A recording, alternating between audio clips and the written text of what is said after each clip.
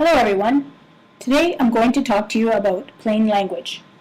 Have you ever read a document that is long-winded, convoluted, and full of jargon and thought to yourself, why do they have to make this so complicated? Why not just say what you mean? Plain language uses language that's easy to understand, use, and read. It's concise and flows well for the reader. It's clear and to the point. It tells the reader what they need to know without using a lot of unnecessary words. Using plain language does not mean oversimplifying or dumbing down your writing. Rather, it's a way that makes it easier for all your readers to understand. The writing is still formal, but it's written for your audience.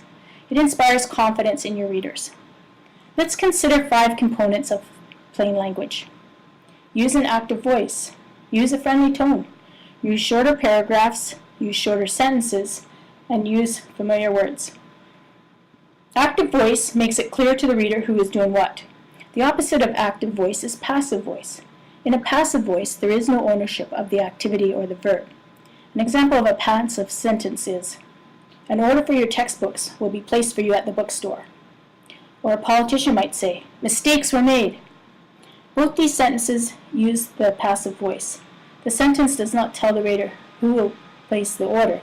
There is no personal connection. It makes you wonder if the order will actually be placed. Using the active voice, we might say, once your fees are paid, we will order your textbooks for you at the bookstore. With the active sentence, the reader feels more confident that the textbooks will be ordered and by whom. In the second example, a politician may want to avoid ownership of a mistake, so they leave out the details as to what mistakes were made and who made them. In this case, the use of passive voice is intentional and serves the desired purpose. The active voice has several advantages. It tells the reader who is doing the action, thus making it more personal and engaging. Makes sentences simpler, shorter, and easy to read. Use a friendly tone. The tone that you use when you write is very important to the reader.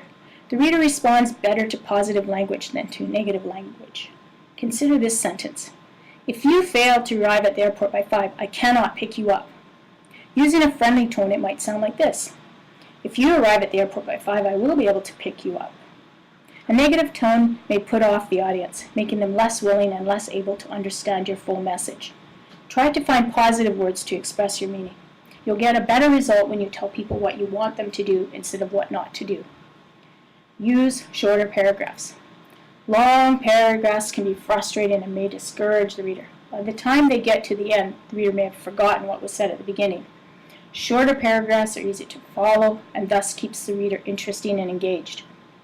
Writing experts recommend that paragraphs contain no more than 150 words in 3 to 8 sentences.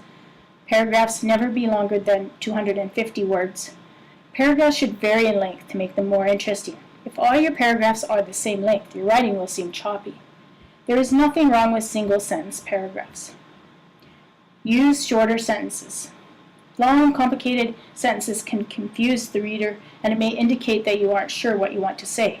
Often we add words without really adding meaning. To help your audience focus and understand, break the information into smaller pieces. Express only one idea in each sentence. Consider this statement. High-quality learning environments are a necessary for a precondition for facilitation and enhancement of the ongoing learning process. Whew, what a mouthful. How about this for a change? Children need good schools if they are going to learn properly. That's much easier to follow. With fewer empty words and phrases, the meaning is far clearer. Use familiar words. Use words and jargons that your readers can understand. It's important to know the audience that you are writing for. If you are writing for medical students, the following sentence would be appropriate. Through reduction of sodium intake, many people can avoid or reduce their chance of getting hypertension.